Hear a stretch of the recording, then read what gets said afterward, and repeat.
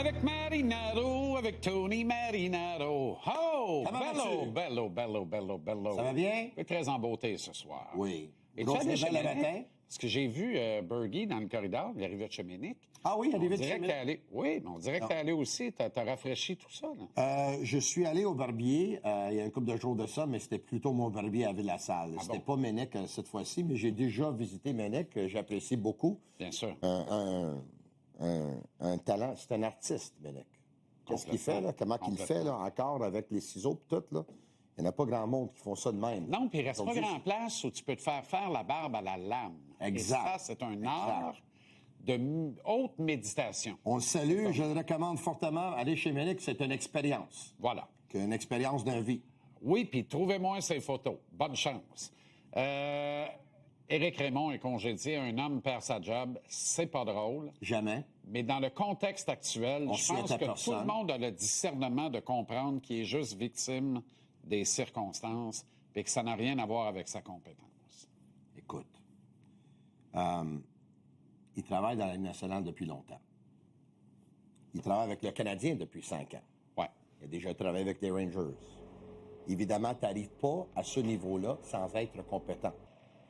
Par contre, des fois, tes méthodes d'enseignement marchent. Des fois, ils marchent à court terme. Des fois, ils marchent à long terme.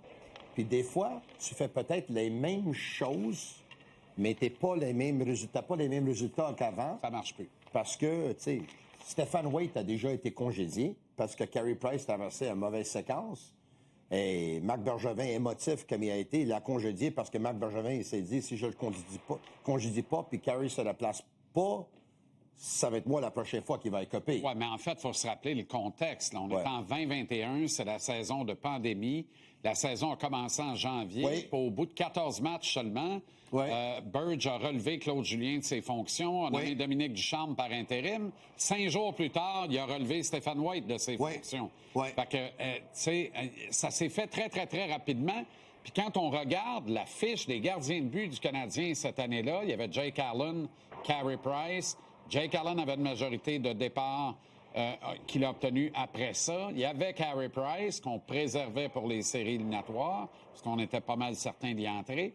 Et l'autre était Caden Primo, qui a eu quelques départs. Et les gars se sont très bien comportés au moment où on a apporté ce changement de coach de gardien de but chez le Canadien. On a amené Éric Raymond. Éric Raymond n'avait pas un contrat à long terme. Et ça n'a rien à voir avec Stéphane Waite. Non, ça n'a rien à voir avec Stéphane Waite. Éric Raymond avait un contrat à court terme. Il avait un contrat d'une saison.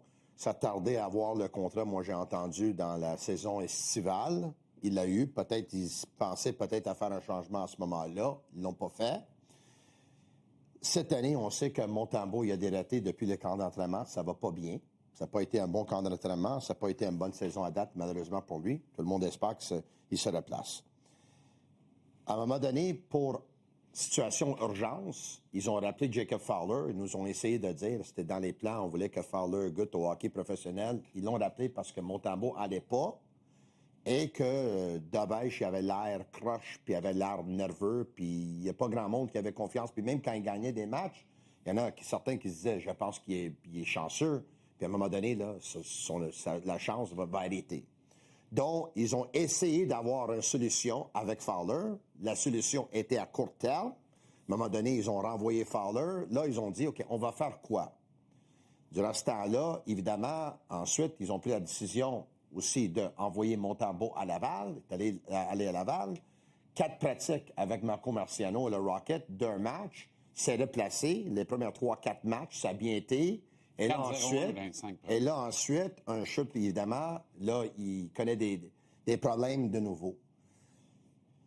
Il y a X nombre de cartes que tu as. À un moment donné, tu joues la carte de rappeler Fowler. À un moment donné, tu joues l'autre carte de envoyer Montembeault à Laval. Peut-être la prochaine carte va être qu'un gardien de but va être échangé. Mais avant d'y aller là, puis échanger un gardien de but qui n'a pas beaucoup de valeur, qu'est-ce que tu fais? Tu congédies l'entraîneur des gardiens de but. Mais je répète, d'autre part, qu'au-delà de la mauvaise nouvelle pour Éric Raymond, un père de famille, puis un homme bon et un bon coach... Qu'on lui souhaite juste du bien. C'est quand même un signal très intéressant pour le groupe de joueurs en place, pour Martin Saint-Louis et pour les partisans de l'équipe.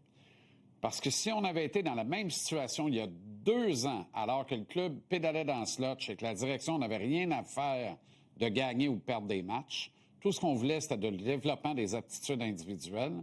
De procéder à ce changement-là, c'est quand même de dire au monde, l'urgence, là, on la connaît nous aussi.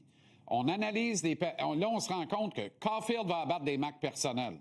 Hodgson va abattre des marques personnelles. Demidov va peut-être gagner le Calder. Suzuki va abattre des marques personnelles. Oui. Tout le monde joue le hockey de sa carrière, sauf ton gardien de but. C'est sûr. Fait que, on a identifié le problème comme étant entre les poteaux, mais comme on veut avoir des résultats cette année, il n'est pas question de rater les séries, là. Oui. On veut entrer et atteindre le 2e tour. On procède à un changement. Alors, c'est quand même un message fort qu'on envoie au public. Évidemment, le clou dans le cercueil était le match de samedi.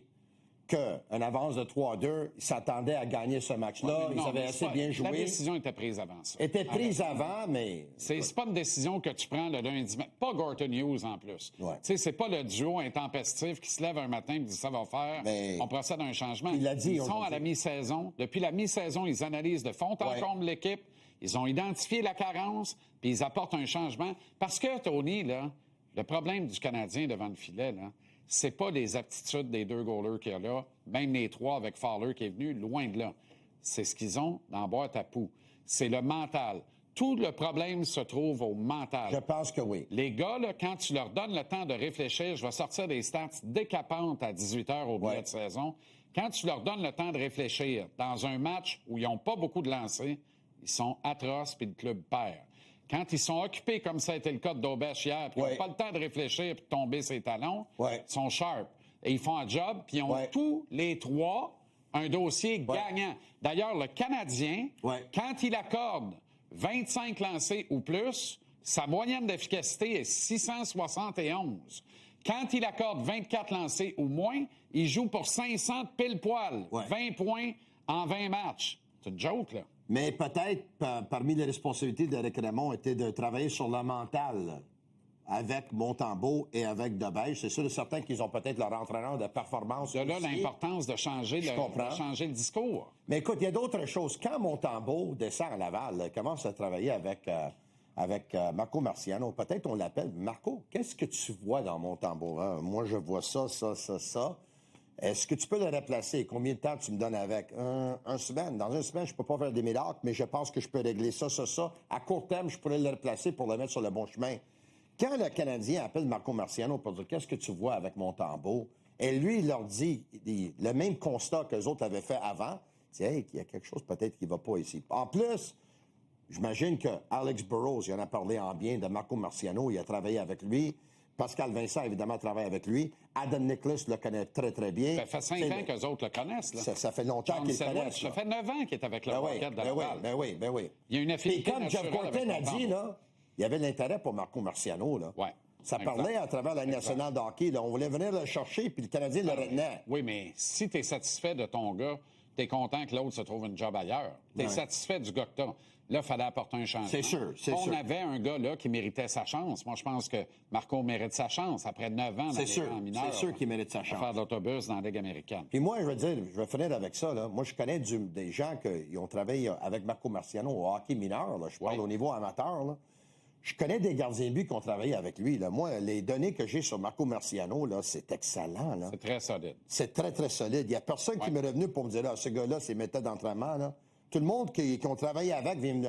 Et j'ai des personnes qui me disent depuis 2-3 ans, là, il faut que Marco Marciano soit l'entraîneur des gardiens de but des Canadiens. Il est respecté par beaucoup. Félicitations à lui, c'est une bonne journée pour lui et sa famille. Il est respecté par tout le monde, en fait. Il a une réputation qui est sans tache et sans borne. Le Canadien a pris une bonne décision. Ça peut pas juste être ça. Et Éric Raymond... Il reste quand même d'autres trucs à aviser, là. Puis il faut continuer de travailler. Je le connais pas bien. J'ai eu une petite discussion avec lui, vite, dans l'ascenseur à Tampa. C'est un chic type. Puis il savait même que je critiquais son travail de temps en temps. Salut, comment ça va? Oui, gentleman. Puis je connais des gens qui le connaissent. C'est un gentleman, on le souhaite du bien à lui et sa famille. OK. Caulfield atteint le plateau des 30 buts. Oui. Peux-tu en scorer 50? Pourquoi pas? C'est ce que je pense. Un gars qui tire de même, c'est pas tout le monde qui tire de même. Là. Il y en a 700 joueurs dans les nationales, là. Il y en a 10 qui tirent de main. 10. Il est parmi les 10. Il y en a peut-être 15, là. Il y en a peut-être 20 maximum. Tu sais, Cole Caulfield, Steven Stamkos, Connor Bedard. Tu commences à penser, là, c'est qui? Il y en a d'autres aussi. Nathan McKinnon, tu sais, Connor...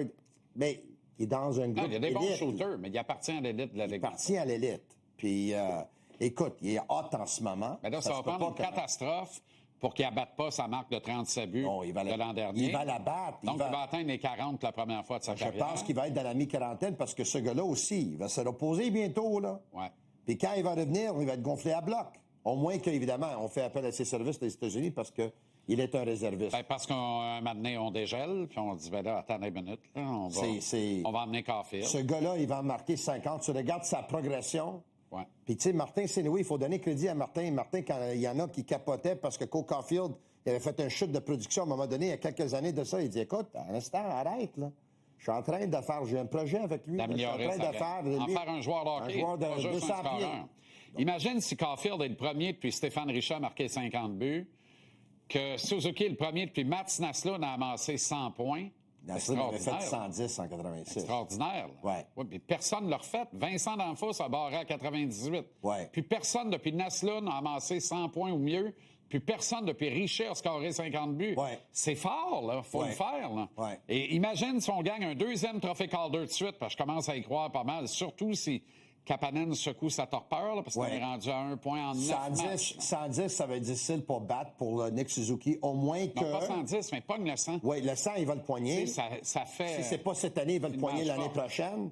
Mais le record de 110 de Mats Naslund, s'il va avoir à discuter, à battre au moins que Slavkovski est là à temps plein ou un Demidov à temps plein. Pour pas jouer à la rotation, là, à rotation, là... Pour Jordan Kyrou. Non, je ne pense pas. En passant, les Blues étaient encore très bien représentés hier soir sur la passerelle. Oui, ça, je sais, avec Dave Taylor. C'est pas juste une affaire des charmes de Montréal, puis on met Montréal sur la liste. C'est drôle, j'en ai parlé avec Pierre Maguire hier soir lors de mon podcast, puis bien, Dave Taylor, il emmène large avec Armstrong, le directeur général des Blues de Saint-Louis. C'est un conseiller senior, là. C'est pas le gars qui lave la vaisselle pour les Blues qui était là sur la Galerie Price hier, là. Puis, donc, de plus en plus de gens pensent qu'à Saint-Louis, tout est possible. Kyrou, Robert Thomas, Parayko. Écoute, là, il y a un coup à jouer parce qu'il y a un corridor de communication qui est ouvert entre les deux organisations. Ouais. Puis, Parayko, c'est le partenaire idéal pour les Blues ne regrettent pas du tout la transaction Mailloux et Bolduc. Je pense que le Canadien... Ils ont accordé un nouveau contrat à Mailloux, d'ailleurs. Je pense que le Canadien ne le regrette pas non plus. Puis en passant, j'aime Bolduc depuis quelques matchs. Je trouve qu'il commence à jouer avec une certaine énergie. Je trouve qu'il commence à réaliser que la situation... là, il y a des gars qui reviennent. Moi, je peux perdre ma place. Et là, je vois plus d'urgence. Puis même là, il n'a pas été fantastique hier. Mais je l'ai mis sur un trio avec Kirby Dach. Je trouve que les deux, ils s'imposent, ils utilisent leur physique, ils vont au net, ils donnent des mises en échec. Il y a quelque chose d'intéressant, là. Il n'y a rien comme une transaction gagnant-gagnant pour mettre la table pour en compléter une autre. Puis c'est pas vrai qu'il n'y a plus de transactions blockbuster dans la Ligue nationale. Il y en a encore. Il y en a moins. Mais le Canadien, depuis 2 ans, la date limite des transactions, ils en font pas. Non, il a envoyé qui? Avant. Jake Allen? Ils les font avant. Mais qui a envoyé qui? Jake Allen à 3 heures moins 1 minute. Oui, ils ont échangé Sean Monahan. Ils ne font pas des grandes transactions. Allez chercher Alexandre Carrier. Mapolicious au retour. Salut!